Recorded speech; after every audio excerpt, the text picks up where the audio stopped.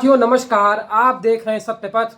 सत्यपथ के इस खास एपिसोड में आज हम चर्चा करने वाले हैं राष्ट्रपति, राज्यपाल और सुप्रीम कोर्ट के बीच बने तनावपूर्ण माहौल के बारे में। और आइए चर्चा करते हैं कि क्या होंगे इसके परिणाम या दुष्परिणाम और क्या है इस तनाव के पीछे की पूरी वजह।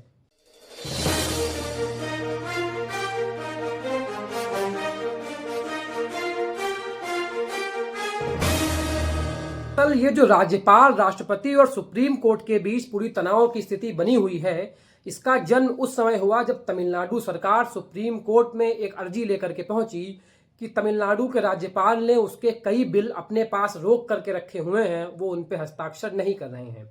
इसकी सुनवाई करते हुए सुप्रीम कोर्ट ने आदेश दिया कि राज्यपाल के पास कोई वीटो पावर नहीं है और अगर वो राष्ट्रपति को कोई बिल हस्ताक्षर करने के लिए भेजता है, राष्ट्रपति उस पर 3 महीने तक हस्ताक्षर नहीं करते हैं, तो उनको राज्य सरकार को जवाब देना होगा कि उन्होंने आखिर ऐसा क्यों किया। ये आदेश बाहर आया ही था कि मीडिया पर बवाल मच गया।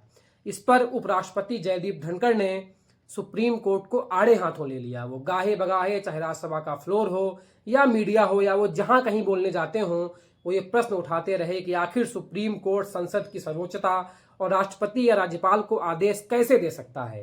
ये विवाद तब और बढ़ गया जब उपराष्ट्रपति बार बार ये कहने लगे कि सुप्रीम कोर्ट को अपनी हदें जाननी चाहिए, वो राष्ट्रपति को आदेश सुप्रीम कोर्ट कभी नहीं दे सकता। ये विवाद इतना बढ़ा कि आज यानी कि 15 मई को खुद राष्ट्रपति द्रौपदी मुर्मू ने सुप्रीम कोर्ट से 14 महत्वपूर्ण सवाल पूछ लिए हैं। आइए गौर करते हैं कि वो सवाल कौन कौन से हैं। उन्होंने जो पहला सवाल पूछा वो ये पूछा कि जब राज्यपाल के सामने कोई बिल आता है तो उसके पास कौन कौन से संवैधानिक विकल्प होते हैं। दूसरा सवाल उन्होंने ये पूछा कि राज्यपाल फैसला लेते समय मंत्रिपरिषद की सलाह से बंधे हैं। तीसरा सवाल पूछा कि राज्यपाल के फैसले को अदालत में चुनौती दी जा सकती है। चौथा सवाल पूछा क्या आर्टिकल 361 राज्यपाल के फैसलों पर न्यायिक समीक्षा को पूरी तरह से रोकता है।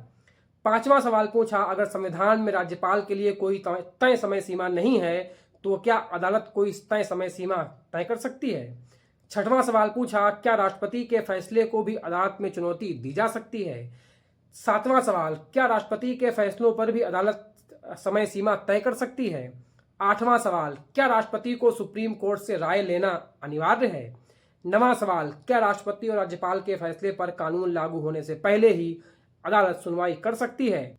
10वां सवाल क्या सुप्रीम कोर्ट आर्टिकल 142 का इस्तेमाल करके राष्ट्रपति या राज्यपाल के फैसलों को बदल सकता है।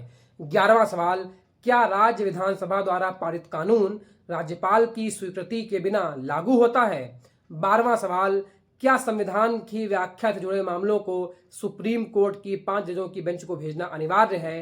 13वां सवाल क्या सुप्रीम कोर्ट ऐसे आदेश दे सकता है जो संविधान या वर्तमान कानूनों से मेल न खाता हो।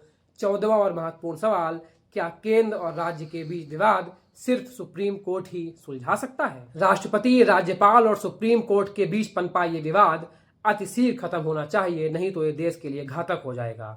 वैसे भी उपराष्ट्रपति जगदीप धनखड़ बार बार ये कहते आए हैं कि 142 के तहत सुप्रीम कोर्ट को जो सर्वोच्च अधिकार मिले हुए हैं वो उसका इस्तेमाल कई बार न्यूक्लियर पावर के तौर पे करता है, जो कि सही नहीं है।